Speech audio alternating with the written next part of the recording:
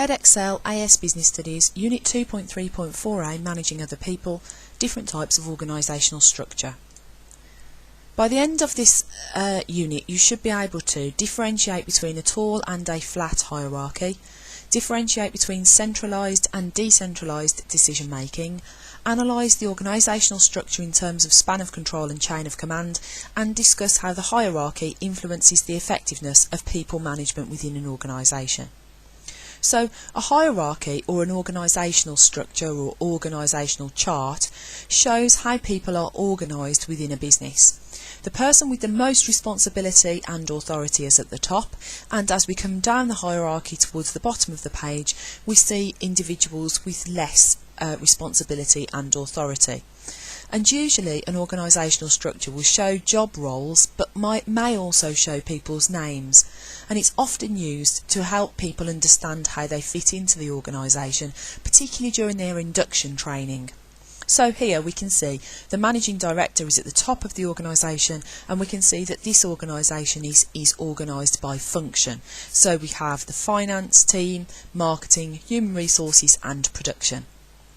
So in this organisation structure there are 4 layers in the hierarchy. The more layers there are, the taller the organisational structure will be. So we've got 2 key terms that we need to be able to define. Firstly, span of control. Span of control is the number of workers a manager is directly responsible for. So in this organisation, the managing director is ultimately responsible for everybody within the organisation, but his span of control is the people who directly report to him. So his span of control is 4, the 4 different directors. Okay, so if we look here at our production manager, his span of control will be the number of shop floor supervisors. So if there were 5 shop floor supervisors, the production manager's span of control would be 5. Chain of command shows how instructions are passed up and down the organisation. So it's the formal channels of communication. So the managing director might have an open door policy, and he might welcome anybody going into his office to talk to him about anything that they want. But it's more likely that there will be a formal chain of command.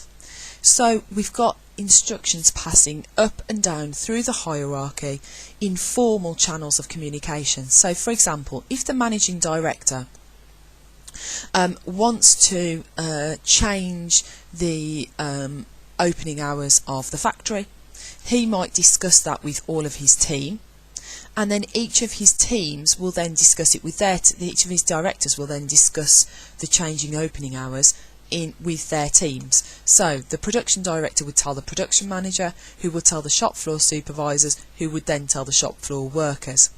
Any feedback would then come from the shop floor workers to the supervisor, to the manager, to the director, and back to the managing director. So the chain of command is the formal channels of communication through the hierarchy.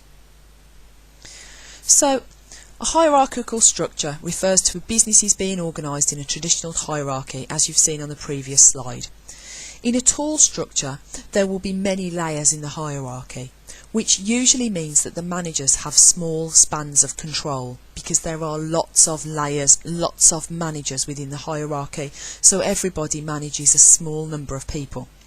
This is sometimes referred to as a bureaucratic, mechanistic or vertical structure.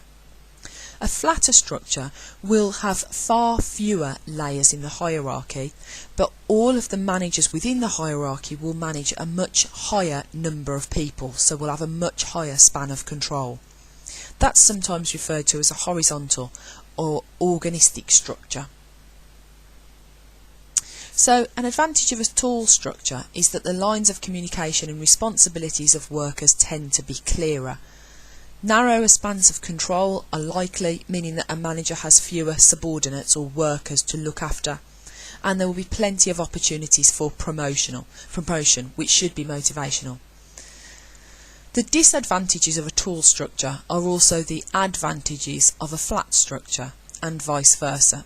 So in a flat structure, communication from top to bottom will be quicker because there's fewer layers.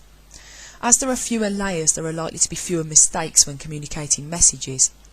People at the bottom of the hierarchy may be encouraged to share ideas as they will have a closer working relationship with their manager, but wider spans of control, which mean more work has to be delegated, and also means there are fewer opportunities for promotion because there are less management positions.